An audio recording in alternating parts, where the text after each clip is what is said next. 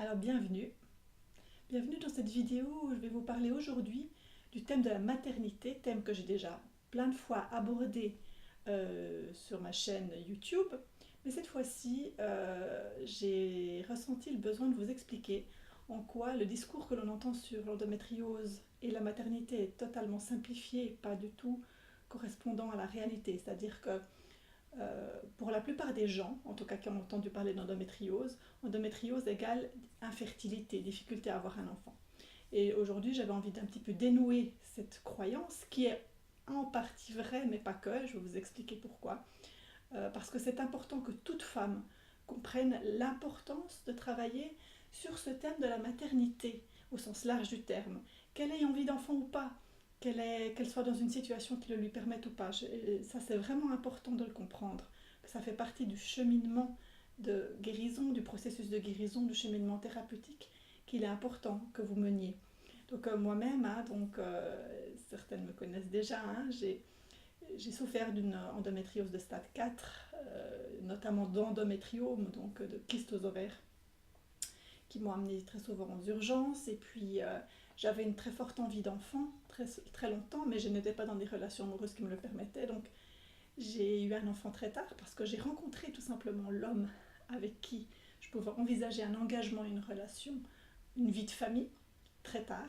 Et j'ai eu un enfant à 41 ans, très facilement, alors que je n'étais pas censée en avoir. Donc j'ai eu 2 mois pour tomber enceinte dans toute ma vie. Et je suis tombée enceinte à ce moment-là. Donc c'est un cheminement long, finalement, de guérison. Mais la grossesse en tant que telle était relativement courte. Enfin, le processus pour tomber enceinte a été court et facile finalement, beaucoup plus facile que ce que l'on peut en dire. Néanmoins, aujourd'hui, j'accompagne les femmes en thérapie individuelle, entre autres, lorsqu'elles souffrent d'endométriose ou qu'elles ont un désir d'enfant important. Et on travaille sur ce thème de la maternité, on travaille sur les causes profondes de la maladie. Donc j'utilise des outils divers tels que l'hypnose ou l'art-thérapie et plein d'autres outils que j'ai développés, le nettoyage cellulaire, que je fais d'ailleurs à distance, ça aussi par Skype, ça marche aussi. Et j'ai vraiment été dénouer toutes ces situations. Donc, ça fait maintenant plusieurs années quand même que je travaille sur ce sujet, donc j'ai eu affaire à pas mal de femmes. Et je vais vous décrire un petit peu tous les cas de figure qui se présentent et dans quelle mesure il est important de travailler sur ce thème de la maternité. Alors donc, on parle d'infertilité lorsque il y a endométriose, souvent. En tout cas, c'est le discours des médecins et c'est ce que les étudiants en médecine ont dans leur cursus médical en gynécologie quand il s'agit d'étudier l'endométriose.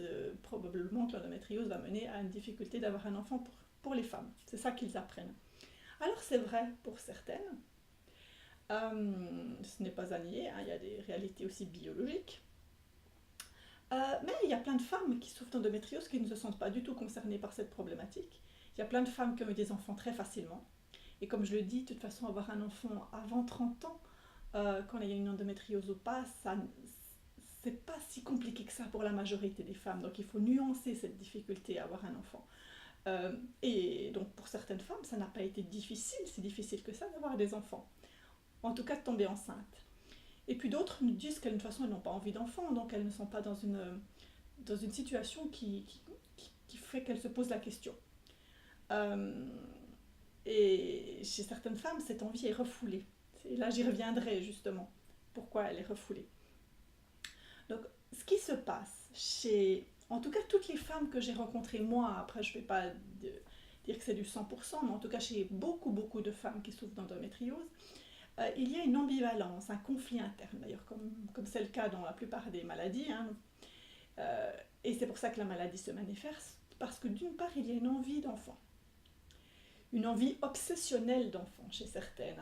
Certaines viennent à moi, je veux un enfant, c'est vraiment, c'est plus fort que tout, même si elles ne sont pas dans une situation personnelle qui le leur permet.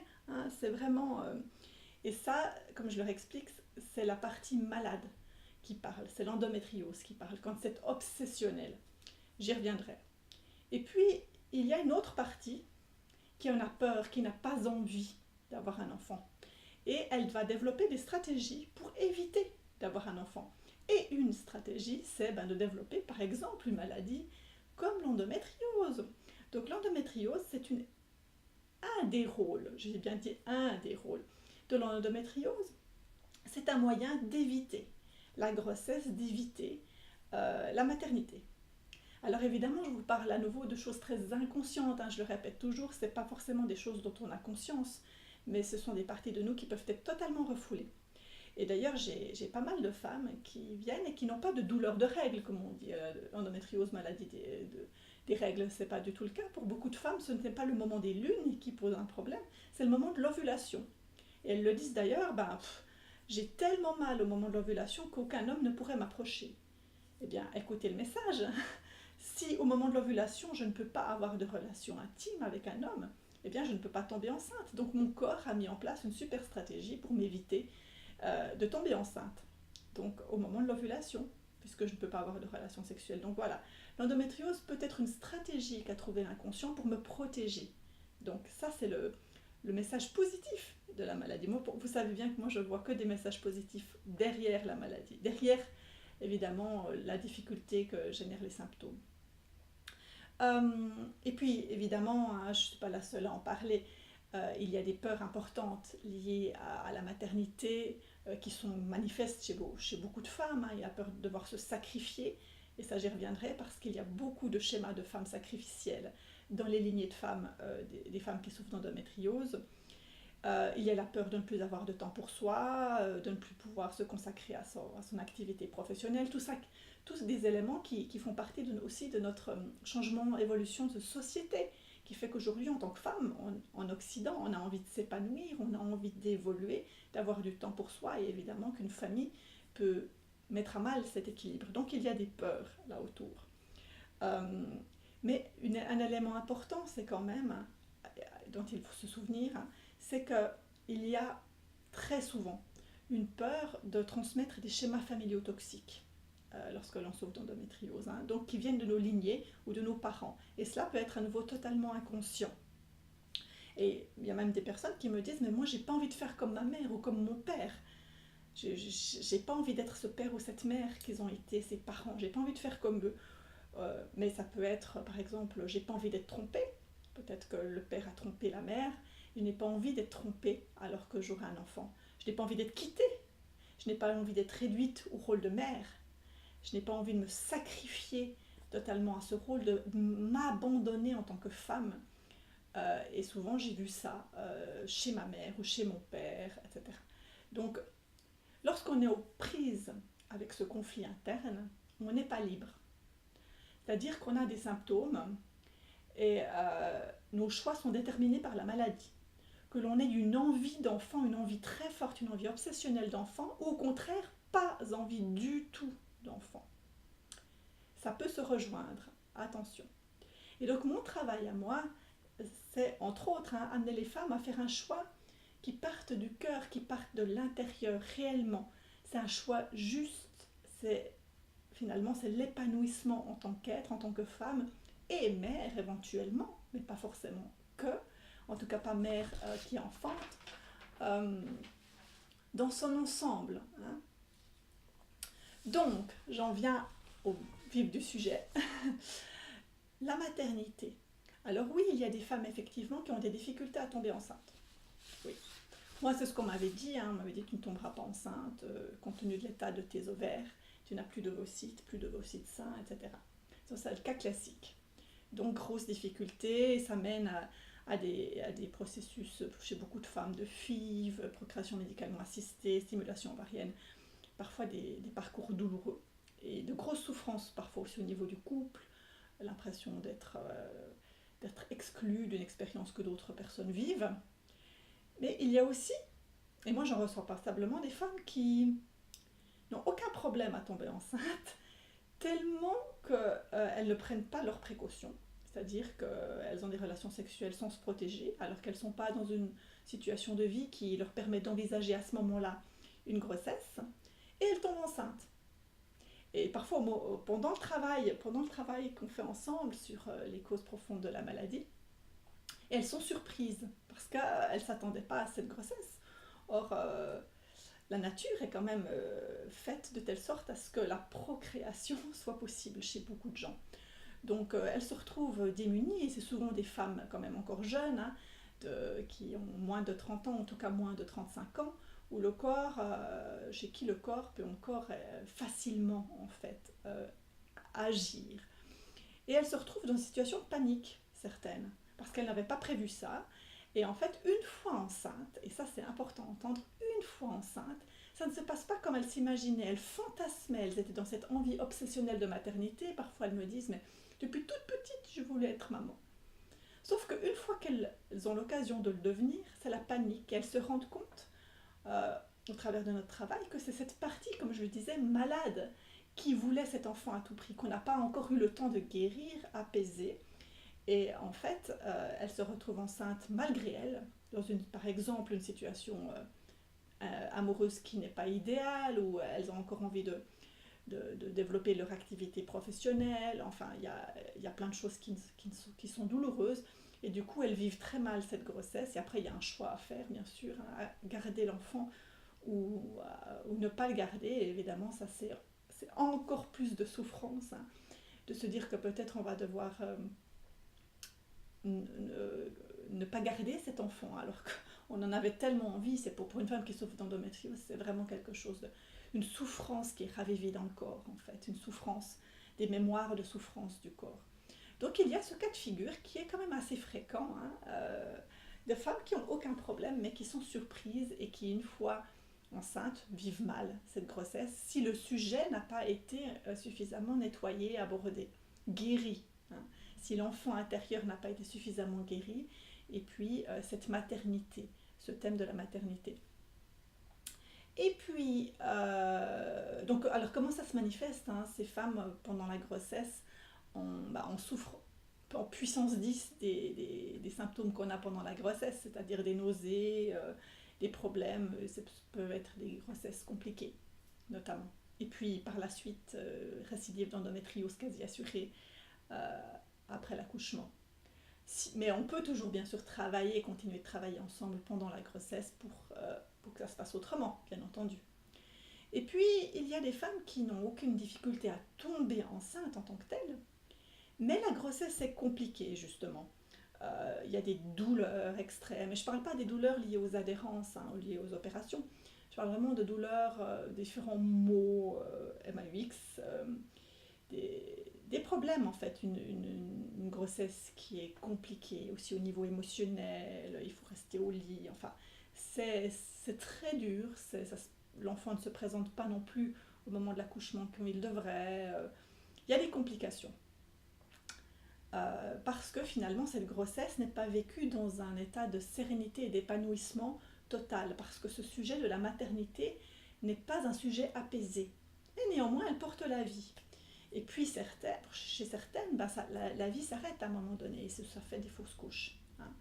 Euh, c'est très très douloureux à vivre une fausse couche, c'est un sujet très lourd.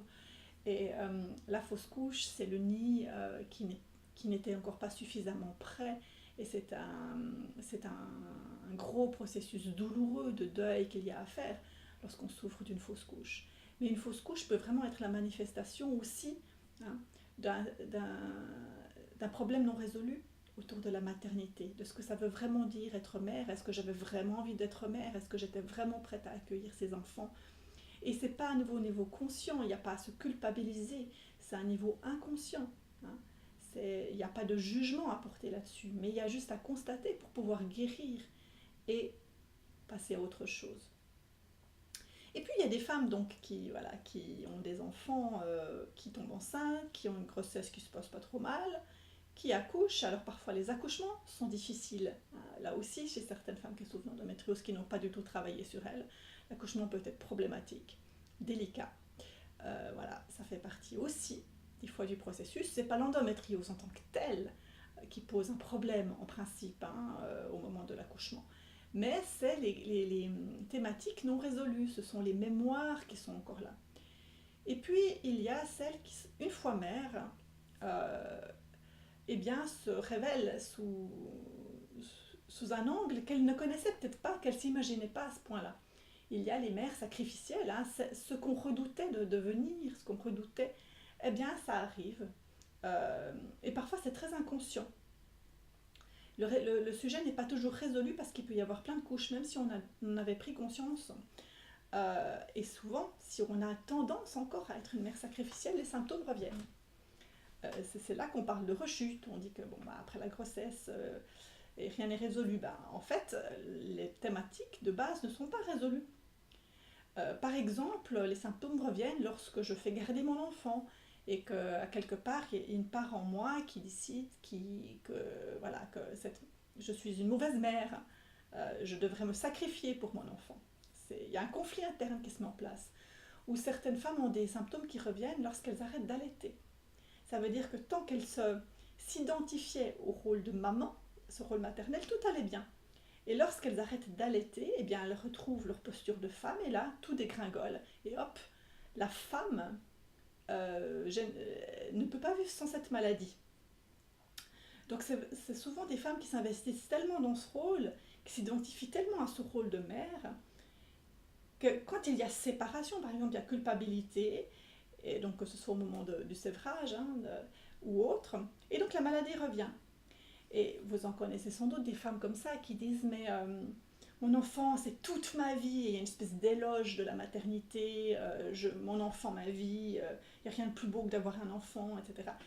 Alors, bien entendu que c'est magnifique d'avoir un enfant, c'est pas moi qui vais vous dire le contraire, mais l'éloge extrême de la maternité, le fait de mettre uniquement ça en avant dans sa vie, peut être aussi symptomatique justement d'un problème non résolu. Et vous voyez bien à quel point c'est riche et important d'avoir résolu un maximum, apaisé un maximum cette thématique de la maternité avant même de tomber enceinte et d'avoir un enfant. Et l'endométriose, de ce point de vue-là, vous voyez, c'est vraiment une alliée, une amie qui veut nous protéger justement de tomber dans ce genre de travers.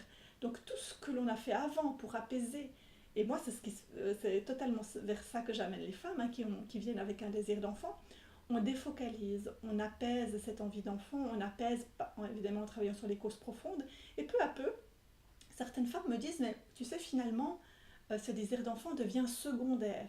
Ça ne veut pas dire qu'il n'est plus là, ça ne veut pas dire que je ne veux plus d'enfant, mais il n'est plus au centre, au cœur de ma quête. S'il y a un enfant biologique, physique à enfanter, il viendra. Et s'il y a autre chose à enfanter, ça viendra aussi. Et ça, c'est vraiment le chemin que nous demande la maladie. Et puis, alors, attendez, j'ai encore quelques catégories de femmes, même, attendez, parce qu'il y a celles d'entre vous qui ne veulent pas d'enfants ou qui prétendent ne pas vouloir d'enfants. Alors, les femmes qui prétendent ne pas vouloir d'enfants. Alors, je ne dis pas que toutes les femmes doivent avoir des enfants, de loin pas. Je suis la première à dire, et je travaille sur le féminin sacré, et je le répète sans arrêt aux femmes, que enfanter, c'est une caractéristique propre de la femme. On est capable d'incarner, de mettre dans la matière, de donner naissance matériellement à, que ce soit un enfant, que ce soit un projet, on a cette capacité intrinsèque au niveau de nos énergies subtiles. Mais attention,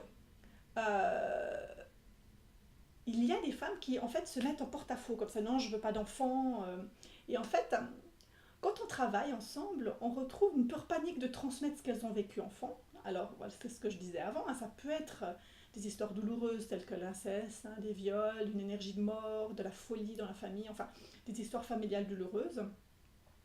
Mais dans ce cas, c'est part d'un mauvais endroit. C'est un mauvais choix, en fait. C'est pas un choix de liberté. C'est un choix conditionné par ses peurs. Et puis, il y a les femmes qui font tout pour empêcher, justement, d'avoir un enfant. C'est-à-dire que les relations amoureuses sont dysfonctionnelles. Alors moi, c'était mon cas jusqu'à l'âge de 38 ans. Donc, vous voyez, je connais ça. Donc, il y a des personnes qui prétendent, par exemple, vouloir s'engager dans une relation. C'était mon cas.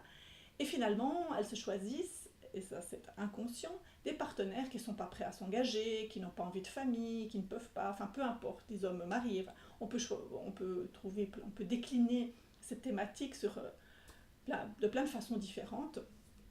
La relation amoureuse ne convient pas, ou je ne quitte pas mon partenaire alors qu'en fait on n'est pas bien ensemble, je n'arrive pas, j'ai peur d'être abandonnée, d'abandonner, etc.